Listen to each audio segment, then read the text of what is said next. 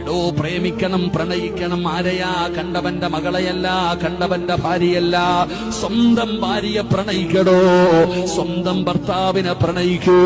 പടച്ചവനെ അങ്ങനെ സ്നേഹിക്കാൻ പഠിപ്പിച്ചെന്നതാരാണ്? അങ്ങനെ സ്നേഹിച്ചാ ഒരിക്കലും മറക്കൂലടോ. മരിച്ചു മണ്ണിനോടലിഞ്ഞു പോയാലും മറക്കാൻ കഴിയില്ല.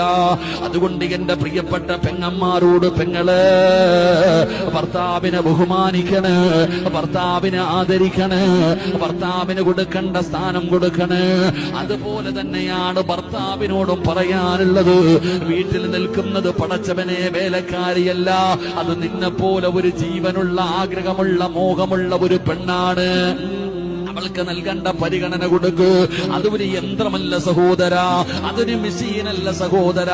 ഫ്രീ ആയിട്ട് വീട്ടിൽ വന്ന് നിൽക്കുന്ന ജോലിക്കാരിയല്ല, അവൾക്ക് കൊടുക്കേണ്ട സ്ഥാനം കൊടുക്ക്, ബഹുമാനിക്കൂ.